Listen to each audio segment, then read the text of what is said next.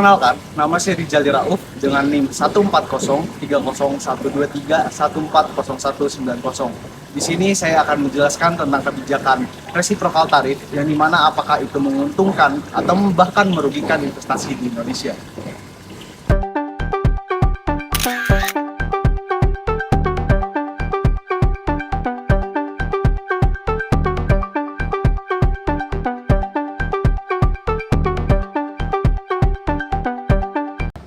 Sadar nggak sih, kenapa barang luar negeri yang di Indonesia itu terkadang kalau kita beli itu mahal?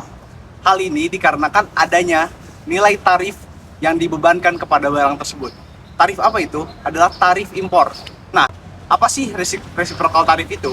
Reciprocal tarif adalah tarif balasan yang digunakan oleh Indonesia kepada negara luar. Yang dimana contohnya seperti negara A membebankan 20% tarif untuk tarif impor ke Indonesia, maka Indonesia pun akan membalas tarif tersebut sebesar 20% kepada negara yang membebankan tarif sama dengan barang yang dijualnya kepada Indonesia. Jika kita tilik lebih lanjut, reciprocal tarif itu bukan hanya sebagai bentuk balas dendam Indonesia yang dibuat kebijakannya kepada negara lain dalam kebijakan tarif impor. Tapi lebih dari itu, Indonesia membuat kebijakan ini supaya terbentuknya sistem atau lingkungan keadilan dalam tarif impor yang digunakan oleh Indonesia kepada pihak luar negeri. Tentu hal ini juga berharap pihak luar negeri bisa mempertimbangkan hal tersebut. Nah, pada kondisi di Indonesia, reciprocal tarif akan dicanangkan atau direncanakan pada Undang-Undang Kepabeanan dan Undang-Undang Luar Negeri.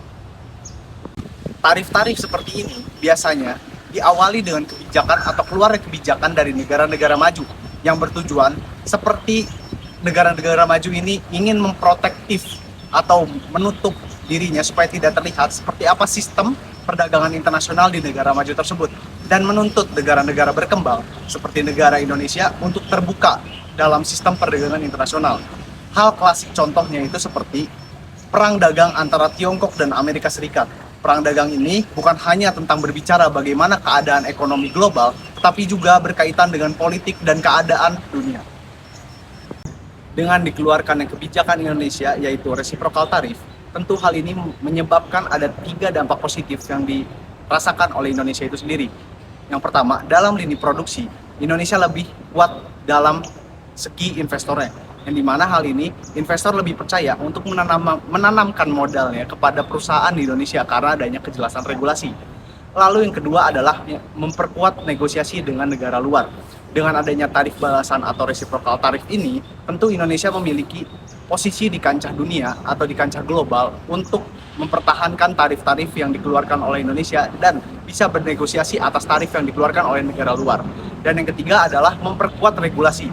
Dengan adanya reciprocal tarif, tentu kebijakan-kebijakan tentang modal atau kebijakan-kebijakan tentang tarif impor dan sebagainya di Indonesia, tentu hal ini akan lebih kuat dan lebih tertata lebih rapi.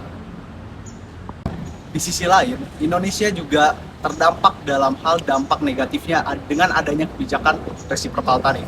Kebijakan ini mengeluarkan 3 dampak negatif. Yang pertama adalah resitalisasi dari negara luar. Nah, hal ini contohnya seperti apa? Negara luar tidak percaya untuk memasukkan barang produknya ke Indonesia karena adanya kebijakan tarif balasan tadi. Lalu yang kedua adalah keadaan politik Indonesia dengan negara luar yang memburuk.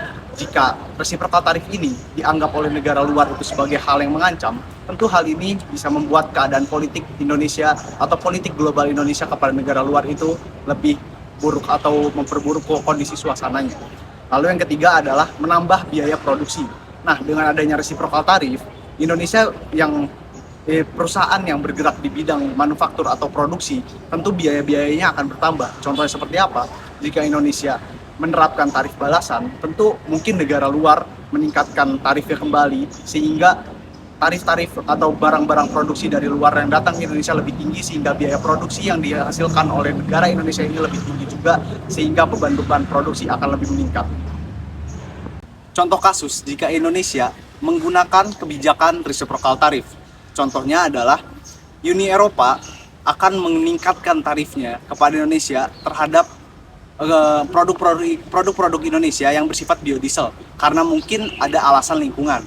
Nah, di sisi lain Indonesia menggunakan kebijakan balasan tarif dengan adanya reciprocal tarif tadi dengan produk-produk dari Eropa, contohnya seperti mobil ataupun elektronik mereka yang masuk ke Indonesia itu lebih tinggi atas tarifnya.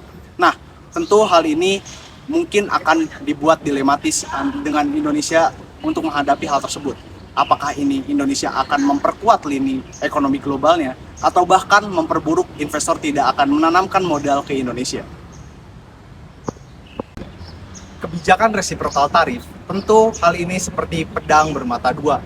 Jika Indonesia tidak berhati-hati untuk melaksanakannya, Indonesia akan kehilangan iklim investasi dari investor luar. Tetapi mungkin hal lain juga, Indonesia akan memperkuat lini ekonomi globalnya dalam kebijakan ini. Nah, hal ini tentu harus diimplementasikan dengan baik-baik dan hati-hati oleh Indonesia. Menurut kalian, apakah reciprocal tarif kebijakan ini perlu dilakukan? Atau Indonesia hanya berdiam diri dan tidak melakukan apapun sehingga iklim investasi tetap kuat dan hanya fokus pada iklim investasi yang sehat?